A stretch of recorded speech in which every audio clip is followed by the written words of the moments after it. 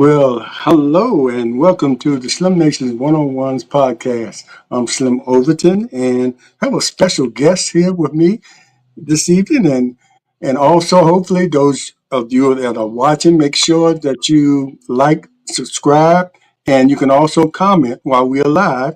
And if you watch it later, make sure you also like and subscribe on our YouTube channel. And if you're watching on Facebook, make sure you like to let us know that you're watching, and we will appreciate that. But my special guest today is Terrance Afer-Anderson. And we'll get into that name a little later because I saw a video about that, and I think he told an interesting story, and I want him to repeat it here. But anyway, how you doing, Terrance? I feel comfortable in calling you Terrance. How you doing? For sure, man. Definitely call me Terrance. I feel like we're brothers. We got that old Greyhound thing in common too. Well, I appreciate that. And before we get started, let me tell you how Terrance and I sort of met. And I guess maybe back in 2009 or 10, I was diagnosed with a heart failure. And after a lot of tests and everything, and in and out of the hospital, they decided that, well, that heart couldn't be repaired. And I was a candidate for a heart transplant. So while I was in the hospital, it's kind of therapeutic for me and trying to share my experience. While I was in the hospital, sometimes I would tell the different medications I was taking. Sometimes I would tell a funny story. And I met a lot of people by doing that. And Terrence was one of them that came on from time to time and made comments and things like that. And Terrence, at the time, I think you were working for the Virginia Department of Health. Am Yes, I I am I was. correct? Yes, And I go ahead. no, I'm just saying I work for Yeah. the And I Department. think that's what sort of drew you to me, because that was the field you were in. You were like the promotional guy there at Virginia Department of Health, and we got to know each other. We didn't physically meet at that time, but I got to know him, and I was following him as well and the things he was doing. And then I think it was at a Norcan reunion. I was Yeah, coming in, and he was walking by. I said, "That looks like Terrence," and I think that was the first time we met in person at a Norcom. And speaking of Norcom, now I heard you say one time you were brought up in Norfolk. Was it Bowling Park? no. I was actually born at home in Liberty Park. Born one block from at home, one block from Norfolk Community Hospital. Oh, And okay. to Catholic school to the eighth grade, St. Joseph's, and then to St. Mary's. But back in 1959, the family moved to Portsmouth. I continued going to school in Norfolk until I started as a sophomore at Norfolk. Oh, okay. You were blessed. Yeah, You were man, blessed. Norfolk was a singular experience. Yeah. I will It, never cherish that experience at I.C. Norfolk High School.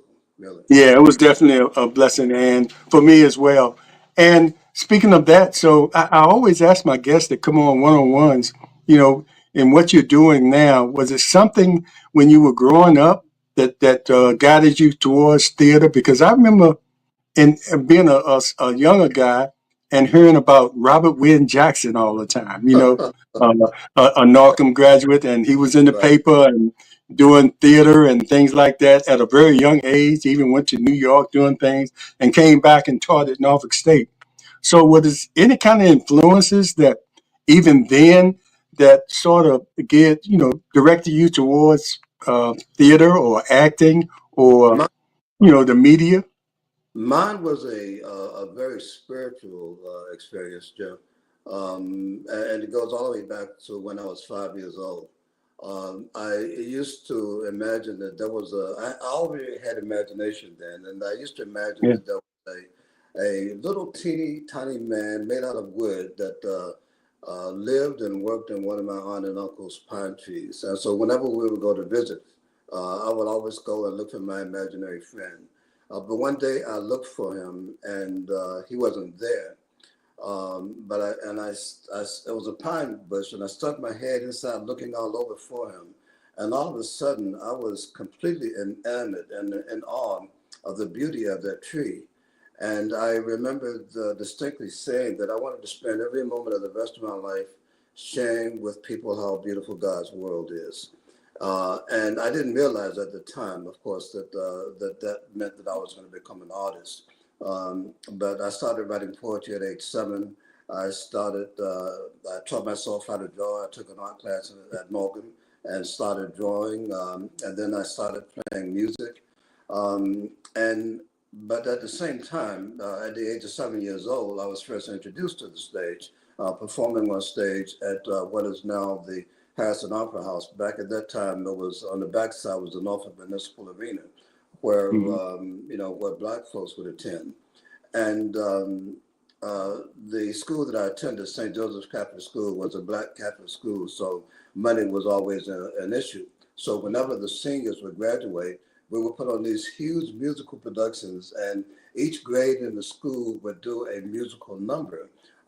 And that was my introduction to the stage. Actually, I was at around age 8. And man, we used to order our costumes from Hollywood and everything. So anyway, fast forward 22 years later, after that whole thing happened to me at age 5, I had a very special and blessed encounter with the Lord where He used scripture to really get my attention. And it was Revelation 22:13, where it says, I am the Alpha and the Omega, the first and the last, the beginning and the end. And I took that personally, that He was saying that He was my Alpha and my Omega, my first and my last, and my beginning and my end. And at that time, after He revealed to me, when He used that scripture, He took me back to age 5 when I had that encounter with that imaginary man in the tree, and reflected upon all the other stuff that I was doing as an artist. And then at shortly after I had that experience, in 1978, I wrote my very first play. And that really launched me onto the career of a thespian, doing theater, writing, producing, and directing plays. I've written over 20 plays, and I've directed over 50. And the whole experience as a child began at age 5. And again, I didn't really understand or fully grasp the implications of all the creative stuff I was doing until the Lord touched me back in 1978. Yeah, so we all as kids had a real vivid imagination, but there was something more within inside of you. I guess it was in your blood, so to speak. But I see a message from Ivy Robinson. She says she can't hear. Now, if you can't hear, you can go to my Facebook page or the YouTube channel because I just checked it out because the sound is coming through there. So if you want to hear, if you can't hear on your device, go to my Facebook page, James Overton, and you can hear us. Okay, yeah. Well, thanks for that, and I want to get into your name too, because we want to talk more about your career and all the things you just mentioned about the 20 plays and but I want to get into that name because I saw an interview with you and what an interesting story because I thought maybe that was a family name, because you see a lot of people now hyphenating their names, but that Alpha, that name has historic significance Oh, and absolutely. it's something. Yeah, explain that. I was right after I had that experience with the Lord, that creative experience. I became a student. That was actually probably just prior to that. I became a student at the DC Black Repertory Theater Company in Washington. And I had gone there inquiring about playwriting workshops, and they didn't have any at the time, but they were starting a new acting troupe, and they asked me to audition, and I did, and was accepted. And one day, one of the instructors, Lynn Dyson, came to me and asked me had I ever heard of Terrance Afer, and I hadn't. Uh, and so he wouldn't tell me who he was. That was one of the beautiful things about that particular place. The DC Black Belt was founded, by the way, with Robert Hooks, by Robert Hooks, who I am a friend with on Facebook, and had a conversation one day in the lobby with Robert. But in any event, I did some research um, because Lynn wouldn't tell me who he was, and I discovered that there was an African uh, that was born in Carthage, present day Tunisia, And at the age of 6, he was taken to Rome as a slave. He was a childhood slave, and his master could tell that he was smart, and so he put him in school, and he taught him Latin, and from the Latin, he started writing plays at the age of 16. And I wrote my very first short story at the age of 16. And, and we shared not just African heritage, but his name was Terrance, as is Mm. mine. But his name by theater scholars was Terrance Afer, more specifically Publius Terentius Afer. And that translates into Terrance. Afer is from Africa or of Africa. That's the translation of that word. So what I decided to do, because he had such profound influence on European theater. Terrance lived, by the way, from about 190 to 153 BC. He lived over 2,000 years ago, and 6 of his plays have survived to today. But Shakespeare credits Terrance as being one of the great influences on his own career and his own writing. And the very first professional female playwright was a nun by the name of Rovitha from the 14th century. And she began her career by critiquing Terrance's work. So again, he had a rather profound influence on theater. And I would encourage anyone, particularly someone that has interest in African history as well as theater history, to Google Publius Terentius Afer, or simply just Google Terrance Afer, not Terrance Afer-Anderson, but Terrance Afer. Yes. What a great history, Black history. And I saw somewhere too where he, before he came over here, and I apologize if you mentioned this during your commentary, he was a slave Oh yeah. when he first came over. Well, no, And he didn't come here. He went to Rome. He right, was right, Rome. I meant Rome. I should have cleared that up. But yes. when he came to Rome, he was a slave, but he worked his way through. What an encouraging story that can be applied now. Oh, Not as absolutely. far as the slave part, but how you can pull yourself up, not by the bootstrap. I don't like that term, but you can excel, if you really have the mindset and you really want to do something. And he did it in those conditions, coming from being a slave to being uh, one of the top writers, playwriters. And. Yeah. You know he would, because he was from Africa. Though the first human beings came from Africa. Uh, Of he course. People were saying, like the nun that I just mentioned, some folks were saying that he didn't write the stuff that he was writing, and he certainly did. And he got in the habit before his plays were produced, he would get, now 2,000 years ago now, he got in the habit of standing up and defending his work before his plays were performed. So he was quite an interesting person, and I'm so very pleased to share the name with him and to share the interest in theater. And when I first learned about him, by the way, he was a single man with a daughter, and I was a single father. That I had a daughter myself, and just so many parallels.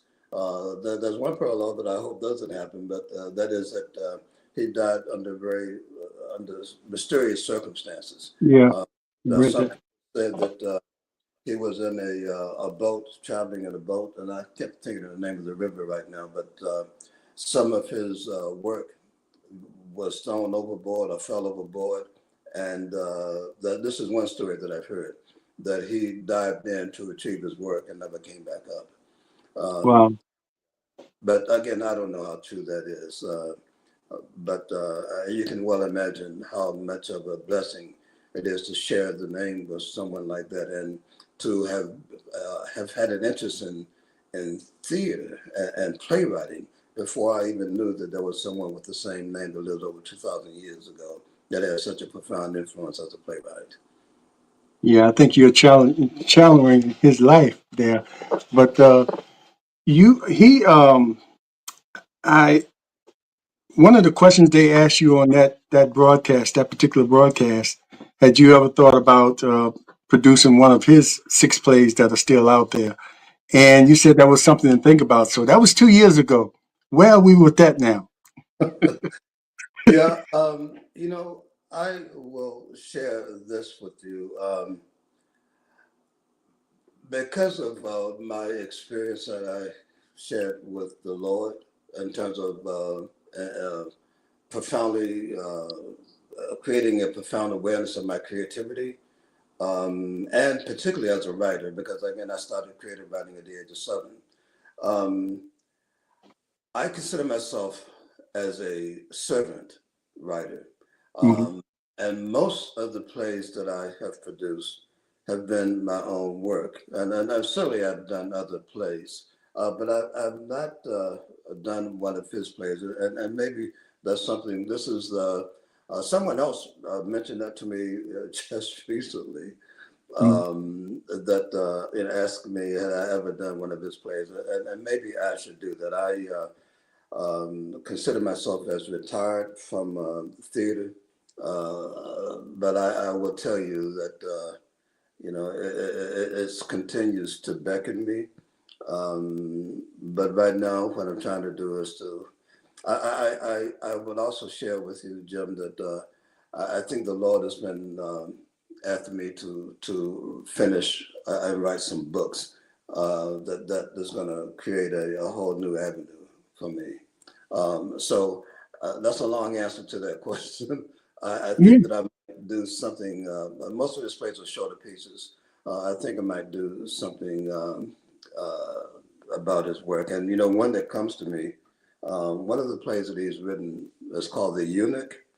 And to do that right now would be a timely one because I feel that there are a lot of eunuchs on the conservative side of the aisle in Washington, D.C.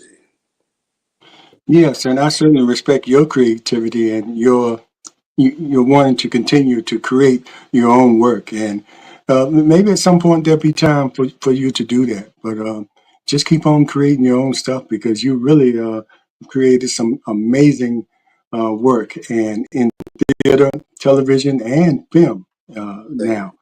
I want to ask you this too, but I saw at one point you were not in the area. Was it San Diego or San Francisco or San Diego? No, no, no. I had one of my plays produced in San Francisco. Okay. I started doing some fatherhood work in the Norfolk City jail and realized that, and again, I tried to approach my work as a servant artist and realized that a number of people had the wrong idea about incarcerated fathers. So I wrote a play about incarcerated fathers, and an agency in DC heard about that play, and they booked it for the first international fatherhood conference in San Francisco. But when I lived out of town, I lived out of town in Washington, D.C. On 2 different occasions. And each was basically some 10 years. I'm not sure how that happened, but I moved to Washington, D.C. I was married at the time when I first moved there, and I had a son, Terrance Jr., Mhm. and he died at the age of 4 months. Mhm. And it seemed the ideal time to get away. And my wife at the time when I moved to D.C. And then I moved later on. Came back after 10 years and moved back in late 91, late 90, early 91, to take a job with the Smithsonian. So I worked as a marketing manager with the Smithsonian and then as a promotions director with Time Life. And that was when I had my first encounter with a cancer diagnosis that prompted my move back home. Yeah, we're getting into that. And you had a lot of experiences like that, and sometimes that adds to your already creativity that you have having those experiences. Yeah, so I wanted to know as well because you spend most of your time here in the Hampton Roads area, and most people in your profession tend to uh, let me go to New York where the action is, or where the plays are, or where I can get the recognition I probably deserve, and I think you're getting that anyway because you do travel with your work. So, what was why stay here? Why stay here in the area? Uh, with the talent that you have, that you probably can go to California, go to New York, and you know, Yeah, have a great living there. You know. yeah. I would say the real immediate answer to that is family. I mentioned that well, when I first moved to DC, I was married, and eventually got a divorce. And my ex at the time, and my eldest daughter, she was the first. They moved back to this area, and I was living in DC. I was studying at the DC Black Rep. I started a theater company in DC called Pili Pili Incorporated, a Swahili term that means hot pepper. And I came down here with some friends of mine. And they said they were driving home, and so I just rode with them. And when we were leaving from my parents' house in Portsmouth, and my daughter was there, and she was standing in the door looking at her daddy was getting in the car to go back to Washington, D.C. Mm, And I looked at her, and the way she was crying, I couldn't leave. mm, So I closed the door and waved goodbye to my friends, and made a decision then to move back here. And I had been here for just under 2 years, when I got an opportunity to. It was probably a bit less than the 2 years. Got an opportunity to do a screen test for the soap opera One Life to Live, mm, um, and they were looking closely, and I couldn't do that. you know, I just couldn't do that. I kept thinking about how my daughter cried, and I couldn't do that. Sometimes I want to chastise myself and say in the back of my mind that was just a fear, but no, there was no way I could do that to my daughter. I have two beautiful daughters. Each is a complete half of my heart, and family is incredibly important to me. And I have taught recently about moving to LA, but at the age that I am now, I would want to have something really, really concrete in place before I made such a move. And the biggest challenge for me, Jim, in that, uh, going right back to what I was saying about being a servant artist, I think that if I were in a different market, a larger market, that I would be able to serve the Lord with a larger number of people. And so I do ask His forgiveness for that, um, because sometimes it rattles me that I'm not doing things on a much grander scale. Um, but I think that this is going to sound terribly romanticized, but I think that perhaps sometimes something like that may happen posthumously. But right now, I am content with touching people with my work. Um, I would also add that my work as an artist, those things that I write, are designed to empower people in their spirit. It's designed to really get people to connect with the spiritual being and the essence and the power given to them by God Almighty. And about some 26 years ago, I took a similar message into the Norfolk City Jail and started working, as I mentioned earlier, with incarcerated populations. And that is a very rewarding work for me because I can see that I'm touching people. I talk about empowerment and I challenge them, to give you an idea how boldly I challenge them. I will tell the men and the women, because I do parenting classes for women as well, I would tell the men the greatest responsibility, the greatest thing that any father can do, any man can do, is to be responsible for how they take care of their child. That's the greatest measure of a man. And then I would Indeed. and then I would look at them straight in the eye and I say, well, what kind of man are you? And it really gets their attention and they think about it. And then I tell them, talk about how they might be experiencing high rates of recidivism because they are imprisoned in their mind. And the best way to release themselves from that prison in their mind is to use their spirit, because we are inherently powerful in our spirit. And I think that people are getting that message. And that's another reason why I've been doing it for well over 2 decades. And probably another reason why I'm still here. Yeah, I think Hampton Roads is truly blessed that you decided to stay here for whatever reason. And one of the benefit factors of you staying here is the local PBS affiliate, namely Channel 15, where you had a show called Health Watch, and Yes. uh, hosted several of the fundraising telethons that they have here to stay in operation. So that was one of the, I guess, like I said, we were truly blessed to have you here because when watching some of your videos, you're an amazing actor, and Thanks. you're able to put people together, and you've also had interviews with some amazing actors and actresses. So we'll talk about that. But talk a little bit about your stint as the host of Health Watch. And that was very important too, especially when you had your health issue and made it a big thing. And you can include the walnut, the movie, the Black Walnut into that because all that plays into a very important message from that movie and what you did with Health Watch, You making know, men aware of what they need to do.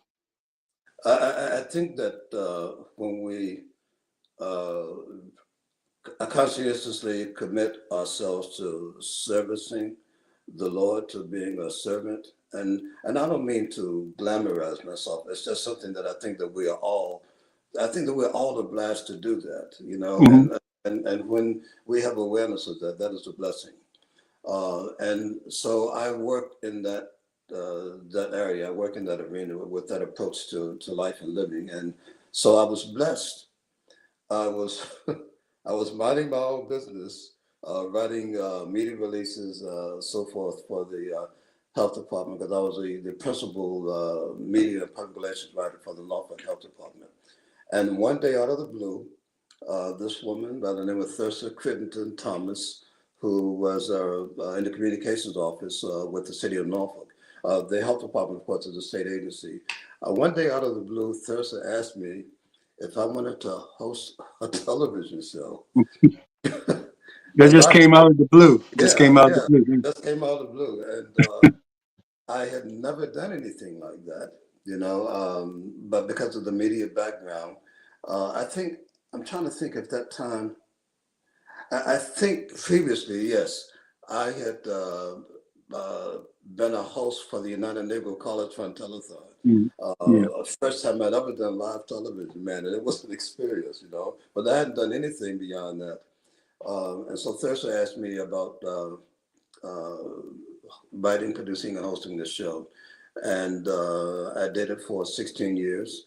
I had no idea that it would last that long. And we did every episode in the studios of WHRO TV.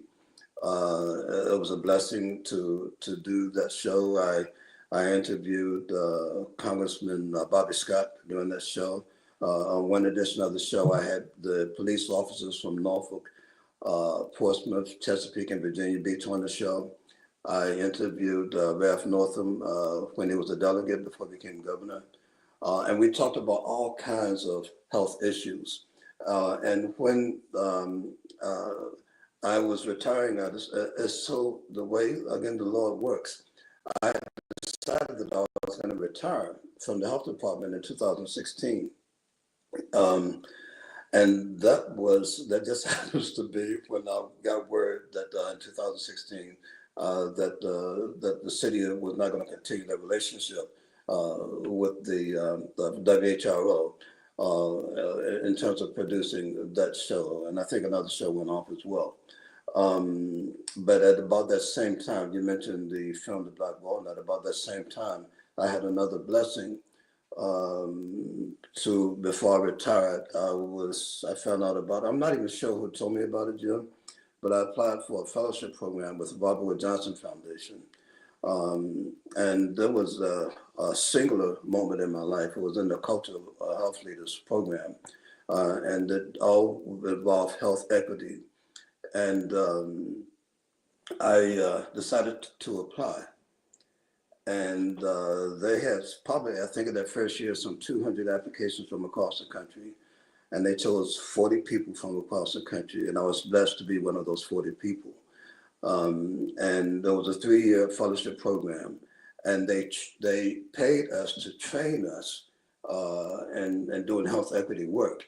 And that 3-year fellowship was to culminate in a strategic initiative that we would use to continue doing that kind of work.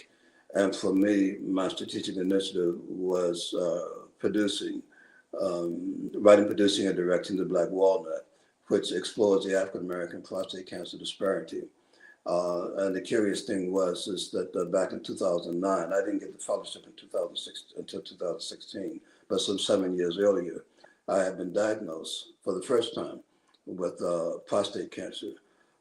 So when faced with the obligation to deliver a profound and a significant and critically important health disparity message, health equity message, I decided to produce The Black Walnut. I would also share with you another blessing that was related to that. A lot of folks are unaware, and I addressed this recently in a social media post. A lot of folks are unaware that I'm non-degreed. And in our first convening of all these other people in this program, Jim, I looked around the room and there were 4 programs for our initial convening.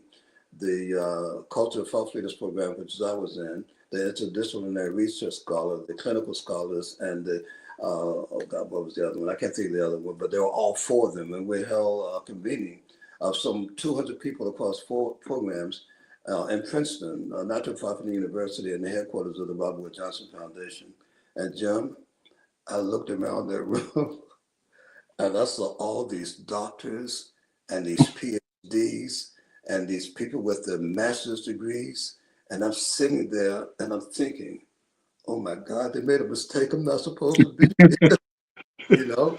And then we had, after the 4 groups broke up and we had the individual meetings with the individual fellowship programs. And I learned that the people in my group, which included doctors, MDs, PhDs, and masters and so forth, they were all thinking the same thing, you know? They were all thinking the same thing. And so we clicked as a family. But again, there was still a blessing for me. So I will continue doing the work that I do as a servant artist, not so much for blessings, because believe me, Lord knows I have some challenges in my life. But I have been blessed for my commitment to the Lord. Yes, and let me ask you about your personal experience with prostate cancer. And as I think about black walnut, and I won't give it away because this was told in the trailer. And later on, you can tell people how they can, if they want to see the whole movie, how they can.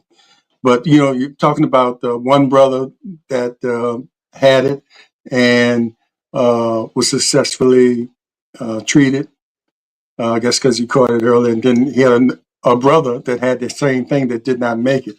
Now, when you had it, were you one of those men that was only went to the doctor when necessary, or was it caught on a routine exam that you would normally do? Some of us men, we only go, we have to have our arm falling off or something like that before we even go to the doctor.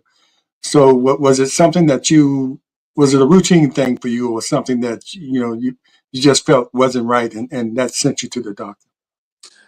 Because of all of the work that I've done in the medical field, as a young man, going all the way back into my 20s, I worked at Georgetown University Hospital, first in medical records, and then in Oh, emergency. so you were always aware, always conscious. Yeah. Yeah. And I've Mhm. worked at George Washington University Hospital as well as a patient service representative. And even prior to that, I worked as a claims examiner with the Blue Cross and Blue Shield in Washington, the Federal Employee Program. So I was always in that kind of environment. And I don't know if it was a byproduct of that, but I was always very trying to be very conscientious of my routine health maintenance. And that is how the cancer was found. Now, I would also share, though, that I personally experienced the merits, the benefits of being a self advocate for my Mhm. own health. I mentioned earlier that I had a previous cancer diagnosis, a very exceedingly rare form of cancer called pheochromocytoma, which is tumors in the adrenal glands, and affects only 1/10 of 1% of the population. I mean, it's very, very rare. And it was misdiagnosed, but because of the initial diagnosis, I was followed. And that was one of the reasons, frankly, that I moved back here, moved my family back here from DC back in '98. In any event, again, it turned out to be that I was misdiagnosed. And I was seeing a physician, my primary care physician, a gentleman that I really liked. But every time I saw him, he kept telling me, "You're okay, you're okay, don't worry about anything." Because he was focused on that one form of cancer, okay? And he probably thought that I was imagining things, Right. you know. But um, so I decided to get a second opinion.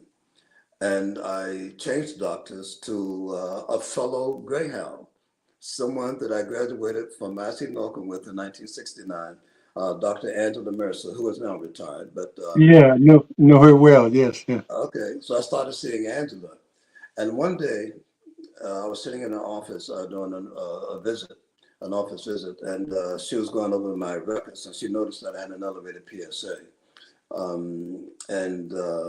And she saw that I had two elevated PSAs, and then she saw another one that she didn't remember doing, and that's because she didn't do it. Here's a reminder from my daily mindset skill. Don't forget to build your Alexa, practice with a stop. new affirmation. Sorry about that. Okay, that's better. It's Uh, technology. Alexa, she comes in okay, when you don't need her. Go ahead. I think Alexa knows my voice or something. Yeah, she must have uh, picked up on something there. but in any event, that other PSA, I had an elevated PSA while under the care of the other primary care physician, and he never said anything at all to me about it. And if I continue seeing him, I probably would not have the benefit of an early diagnosis. I would also say, though, that I was, through a part of my work, the health department, I was doing a fair amount of community outreach, and in that capacity, I was the public relations and marketing committee chair for the American Cancer Society's annual African American Men's Health Forum. And because it was the Cancer Society and because it was Black men and healthcare, prostate cancer was the principal focus. And so I was in the environment where I needed to be. As far as the stories that are told in the film, my story is not told. In fact, the main character in the film is one that I created. And I did that so that I could make certain that I addressed all of the parameters, all of the elements, all of the components of Mhm. an American man's journey with prostate cancer. that Uh, that you but probably didn't have. Yeah. Mhm. Right. But what I Mhm. also wanted to do, though, because Right. if you say to most men, let's go see a documentary, they don't want to see a documentary. So I turned it into a movie, a docudrama, because in the context of the story that is told of the principal character, I brought in 9 actual prostate cancer survivors, and most of them told their own story. And the last thing I would say on that, I mean, I'll ask any other questions, but the last thing to say on that is that to illustrate how impactful the African American prostate cancer disparity is, four of the men who appeared in that film, whose story is told in that film, have since passed on from prostate cancer or some prostate cancer related illness. And I mean, that's always whenever I show the film now, and it's been shown, by the way, in some 20 different cities across the country. And I have some other screenings coming up. Whenever I show that film and I see these people, boy, it's hard. Yeah, I can imagine. Yeah, I can imagine. So, yeah, take your time, man. And it's probably, by whoever sees this now and then watches the movie is going to feel that, what you're feeling, because they might not know exactly who, but they know some of these guys didn't make it, Yeah, and that's the reality of the of having prostate cancer, and the importance of early detection, absolutely. because it's one of the most treatable cancers, that is out there. So if you catch it early, so It can be a slowly developing cancer. A lot of right, times, if I was diagnosed at the age that I am now, at the stage that I had then, we may well have done what's called watchful waiting, but just keeping an eye on it, because most men that have prostate cancer will die from something else. But you cannot take that risk because I'll say a lot of men that have prostate cancer will die from something else, but you don't want to take that risk because you can have advanced disease and not necessarily most often if you have advanced prostate cancer, you're going to have some kind of symptoms, but you have to pay attention to those symptoms. But you right, can, I didn't have any symptoms, um, of prostate cancer when I was diagnosed. I was re-diagnosed 14 years later in 2023 and still had no symptoms. But again, we got to it early. yeah, depends on what you have to look at. I want to mention another film you did that I watched that I thought was significant. It was important to me. It's called The Fifth, and like five generations of men, and in between, one of the men was incarcerated. Um, but then after that, you saw the chain being broken by the first one to attend college. So Yeah, how important was that? Because as far as education and breaking the cycles that many Black people fall into, uh, a lot of times people just continue to do what the family's been doing, forever, and they just figure that's their way of life and don't see any way of getting out. So that was an important film to show that that cycle can be broken, and that relationship can also be healed between families, even though one of them felt that, the father wasn't there for him. And it wasn't because, it was because of a mistake he made. yeah. So what brought about that film, the fifth? Because, I'm a junior. It didn't, not that many generations, but, it's like three. So my grandfather and then me, The, my the, father and then myself. So, the inspiration for that film came shortly after I started doing father programs in the jail, in the Norfolk City jail. And I'm immensely thankful for Reverend Kirk Houston, who ran the programs department in the jail at that time, and he just recently came back and assumed that role.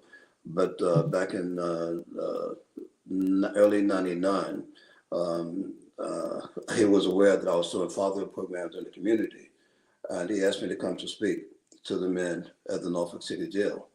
And I went to, at that particular time, I think it was called the Before and After block, and I spoke to them, and it went exceedingly well, Jim. Um, that one presentation that I did that was supposed to be a one-off, it evolved into my doing a fatherhood program with 4 different cell blocks, and including a female cell block talking about parenting. But in any event, I'm afraid that I probably played toady to some of the stereotype that people have about incarcerated fathers. And so when I got in there and I met I'll say it, the quality of some of the men that I saw, and knowing that they were heartbroken that they couldn't be there for their children, and they felt lost. But a big part of that is knowing that the incredible challenges they would face once they were released because of stereotypical concepts that people had of them. And so again, that served an artist emerged. And shortly after I started doing those fatherhood programs, I decided to write a play about incarcerated men. Um, and it was just a one-act play. And as I mentioned earlier, this agency, we staged it in Norfolk a few times, and I'm not sure how this agency in Washington found out about it, but they they found out about the program, and they reached out to me and asked me if I would be interested in producing the play uh, at the first International Fatherhood Conference in San Francisco in 1999. All of that happened in 1 year, and they flew me and my cast out there, and we did the play.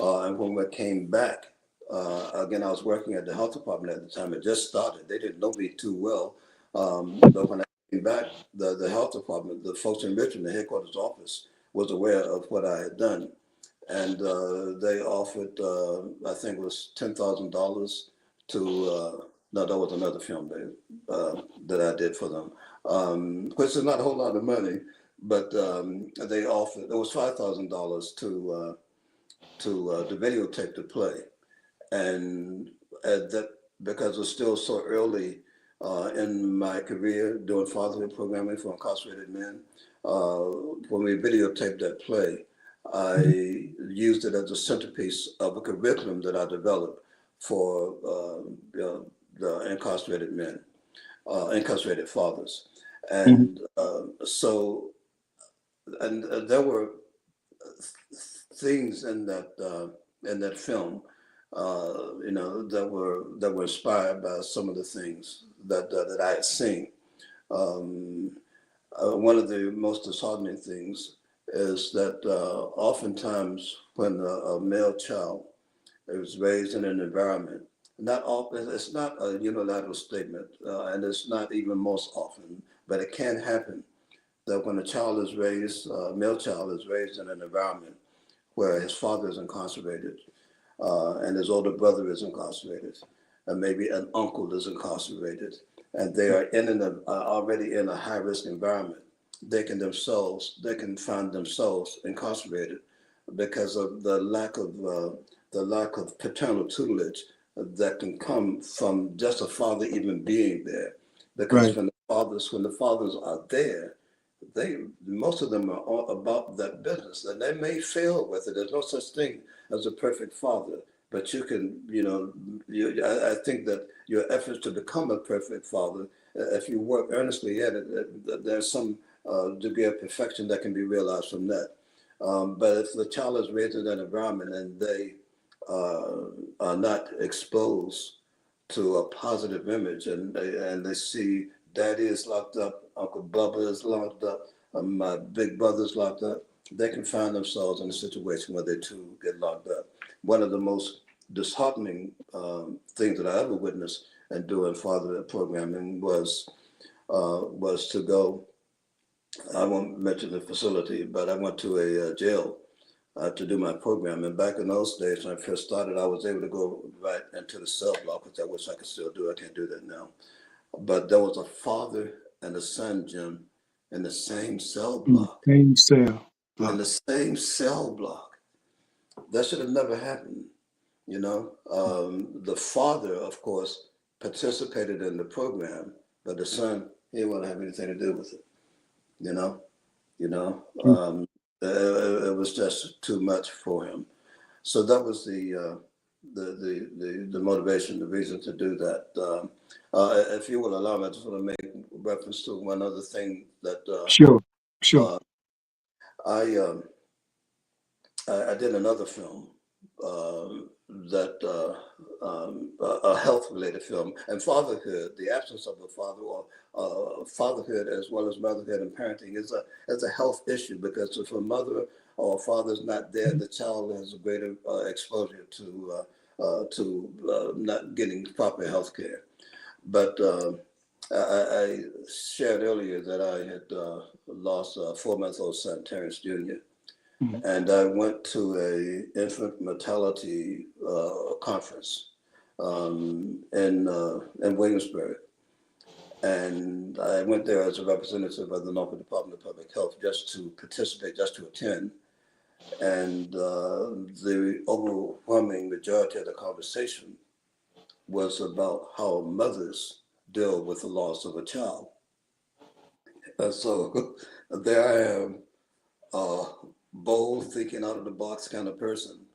During the during the Q&A, I stood up and I asked him, "What about the fathers? Fathers hurt too when they lose a child."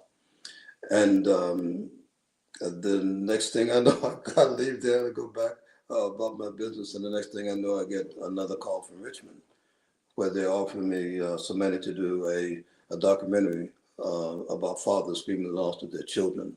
It became an award-winning documentary called "Giving Angels Wings," and I featured four real fathers who had that experience.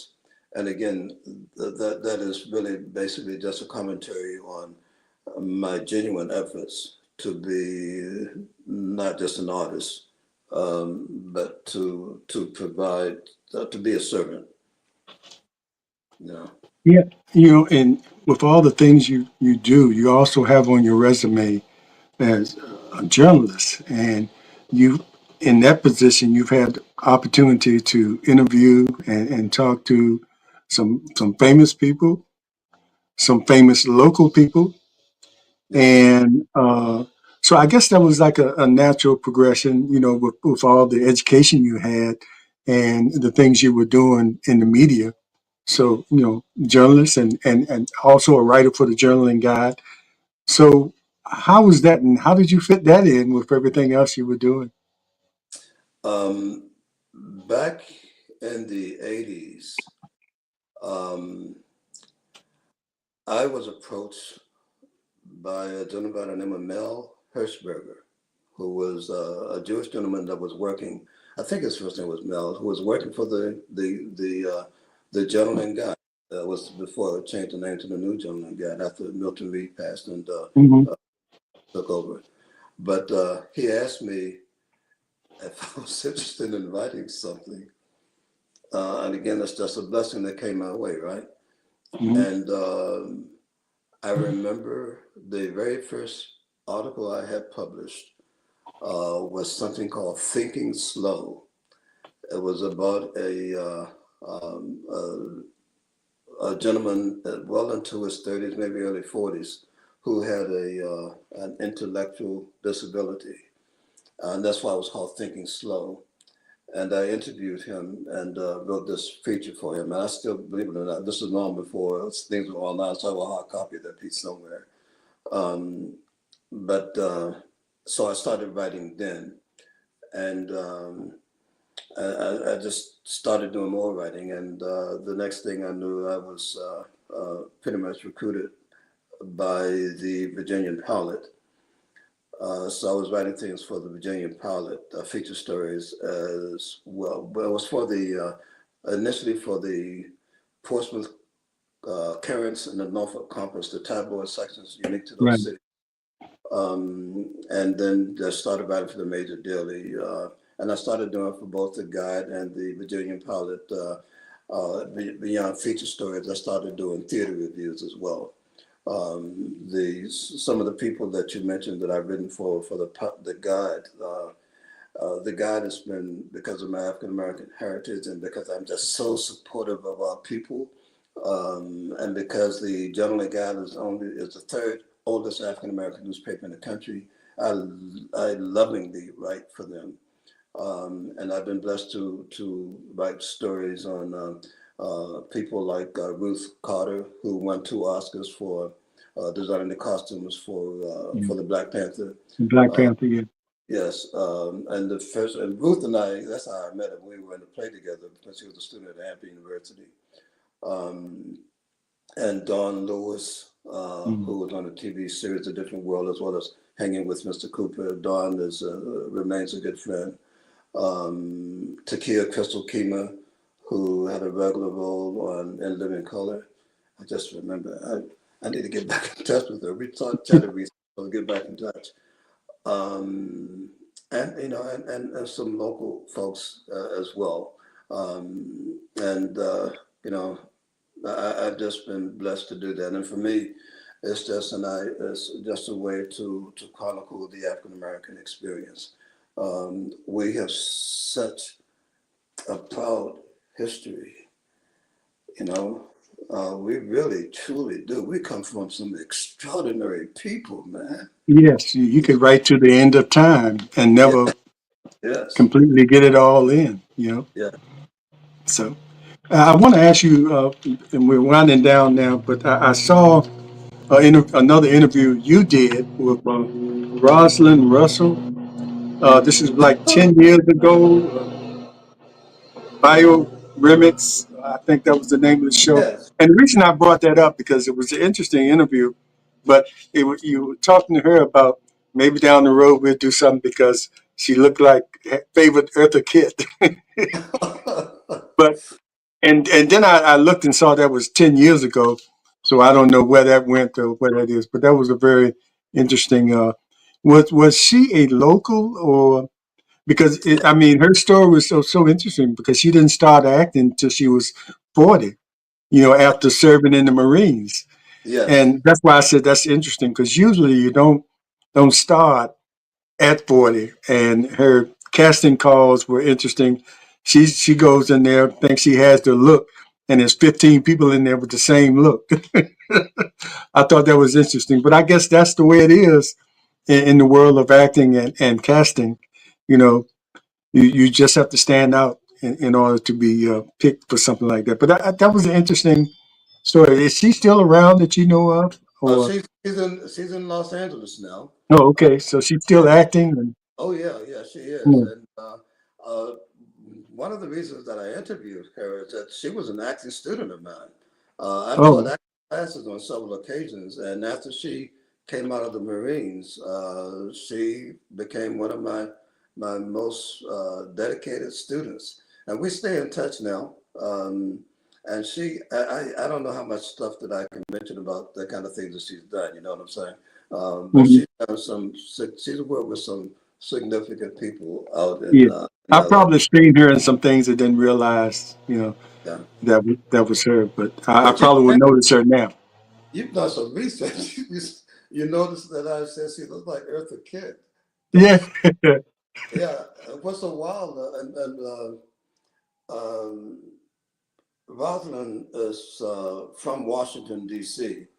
And of course, I lived in D.C. for a while. And one Mhm. occasion, I was at a party, and Eartha Kitt came to the party. Uh, Wow. and I think we exchanged, a brief conversation. But so when I said that she looked like Eartha Kitt, she really looked like Eartha Kitt. Yeah, you knew firsthand how the kid really looked. I didn't know her, like a Yeah, friend. I mean, you knew how she looked in person. That's what I'm Oh saying. yes, But as a matter of fact, my granddaughter Zuri and to ask her mother Jamie to she wanted to take acting lessons. She's 7 years old, so my daughter yes. enrolled her, and she is putting her in everything, soccer and everything. And one of these things, I think the acting bug, just judging by the way her attitude, that acting thing might stick with her. So we'll see. I'll give you updates on how she does. But anyway, Please I do. wanted to go ahead.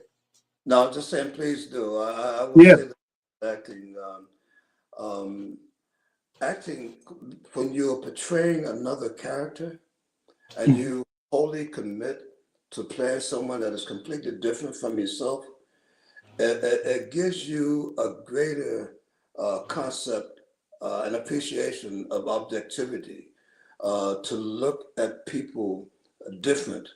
And as you look at people differently, it gives you an opportunity to take an objective look at yourself. Hmm. So acting provides an incredible platform for growth, and that's one thing when I teach, when I have taught acting, that's one thing that I work towards. I tell my actors, don't act, be real. Be real. You have to become the character that you're portraying. And the only way that you can do that is to make yourself vulnerable to that assignment. And in making yourself vulnerable to that assignment, you lose yourself. And then later you can look objectively at who you are. Yeah, and we act every day, don't we? What does Every Shakespeare say? day in All life. the world's, all the world's a stage. Yeah, indeed. Yeah. I want to read this favorite quote of yours, and I think it's your quote, but I'm gonna read it to you, and I want you to explain it. It is better to live life being able to discern. I'm sorry, to discern to an entire sympathy. I'm saying sympathy, symphony in a single note of music. Let me read that again because I kind of chopped Yeah. that up. It is better to live life being able to discern an entire symphony in a single note of music. Was that clear enough? Did you get that? Was that your quote? Yeah, that's my quote. Yes. Okay, explain that. It sounds deep, but I think it goes. Your explanation will even make it more clear. Um, Let me, I'll make an analysis. Uh, when I was a student at Norcom, here I go at Norcom again, right? I was in a health and PE class, and the teacher was Mr. Moody, and we were looking George Moody. through, yes, we were looking through a microphone, and I looked into the microphone, and in looking through the microphone, you could see something on pretty much kind of like a cellular level. And I said to him, as you see those individual pieces, each of those individual cells is made of something even smaller, a single note of music. When we hear a single note of music, we should try and discern not necessarily the components of the single note of music, but a single note of music can be a complete symphony if you have the imagination, if you have the interest, and really exploring a life, really exploring existence. Um, there is a saying that came from I think originated with Paul McCartney, and I may be wrong with that. But I think Paul McCartney, and maybe he quoted someone else, but he said that music is a universal language because music can touch us in ways that inspire us, ways to make us feel, ways to make us reflect. And so if we can separate a single note of music from a symphony, we can break down our own language and how we perceive and discern and feel things.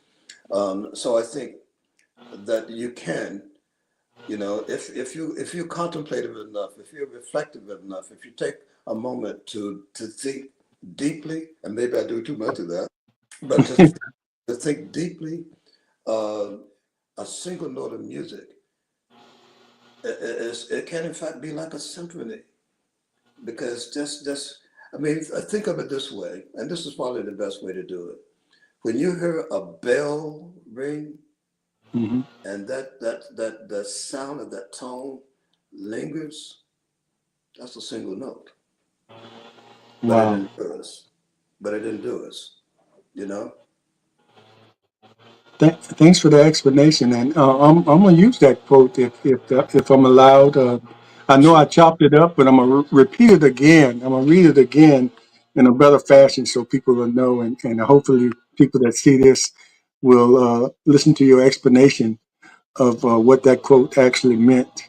When you said it. So I appreciate that, and I want to tell you this one thing, Terrance. I saw the Facebook page you put up there about you're letting your hair grow longer and how blessed you are to have your hair.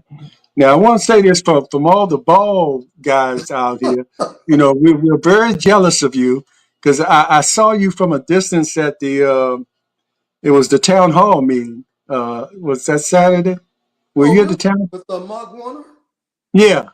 Oh, Yeah, yeah. I was there standing there with the camera. I mean, filming it. I actually filmed it live near the front. But I saw you sitting on the front row, and I said, first I said that looks like Terrance, but wait a minute, he has an afro. And I said, when did he get? I thought he was one of us with the thin hair. But yeah, you are truly blessed, my brother. And let it ride, let it go, let it flow. Well, But yeah.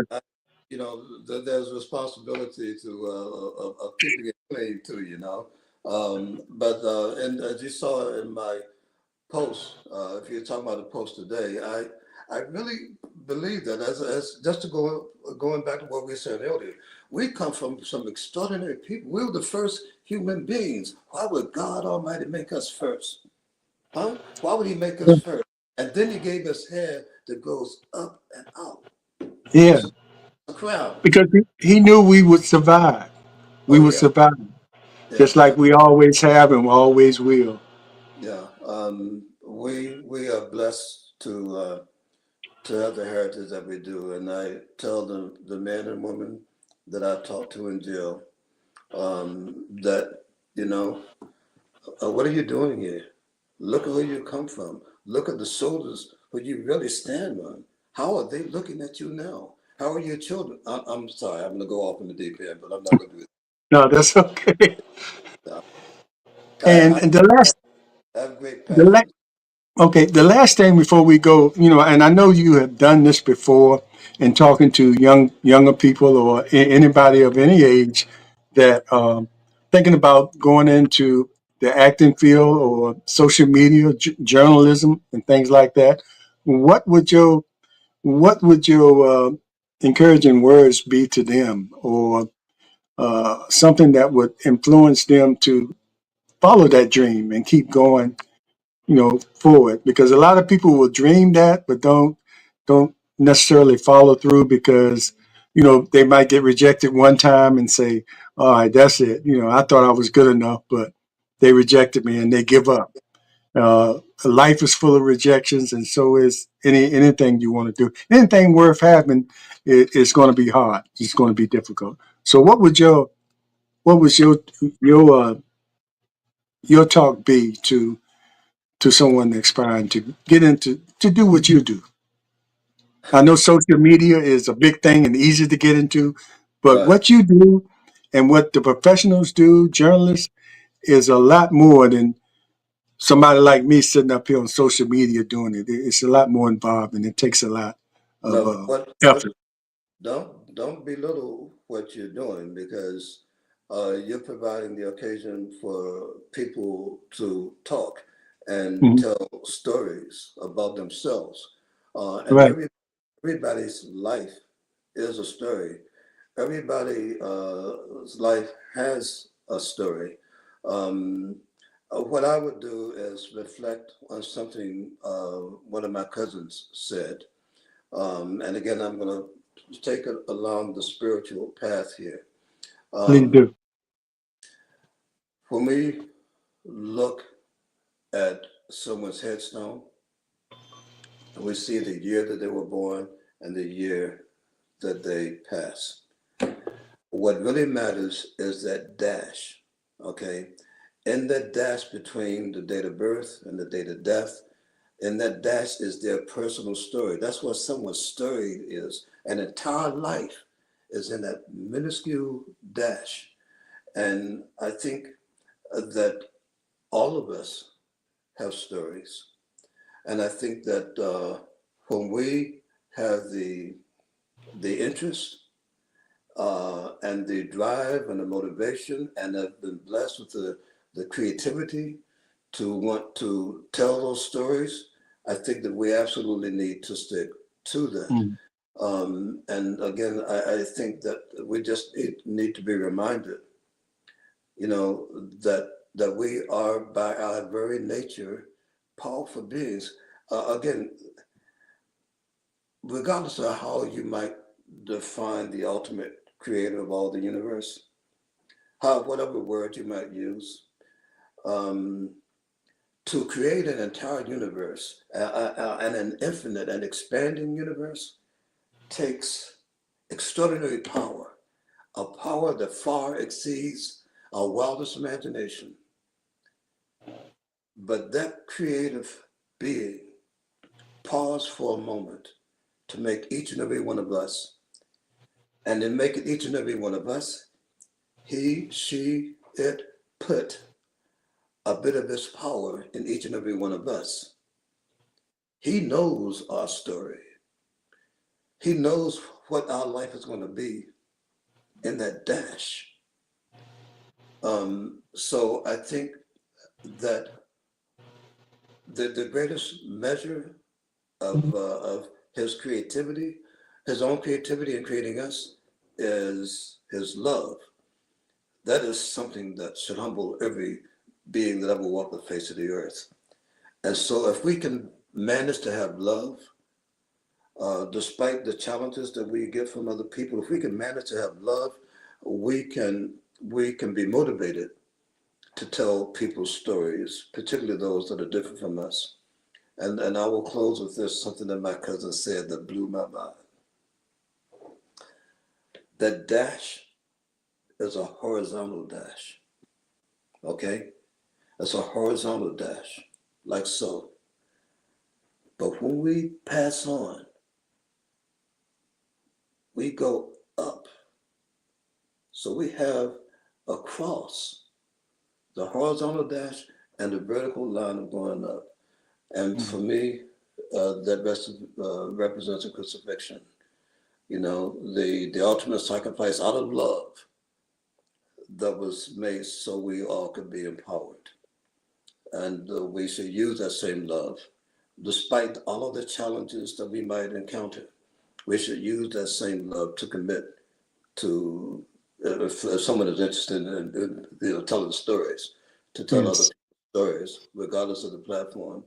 And I would also share that there we see examples all the time, um, particularly through media, that can motivate us.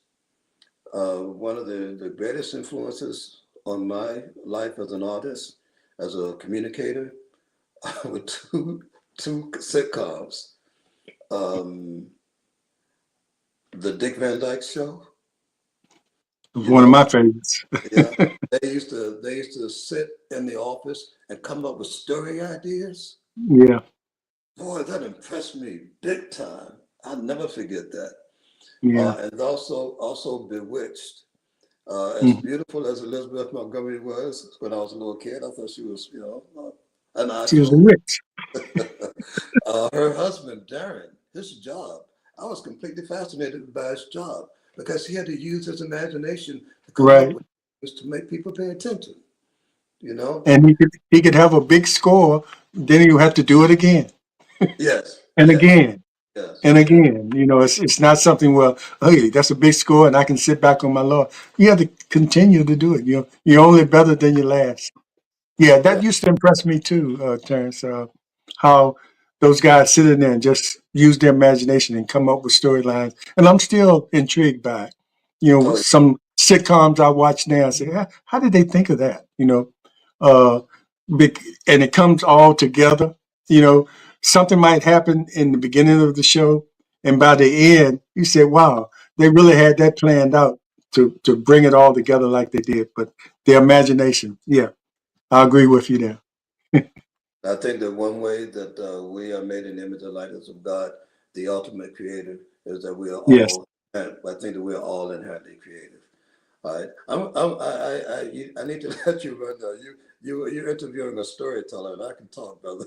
Oh yeah, yeah. We're gonna have to do this again, and I knew. And thanks for sharing your journey. And I knew it was going to be an enlightening conversation, and I also knew it wouldn't be just one that we would have.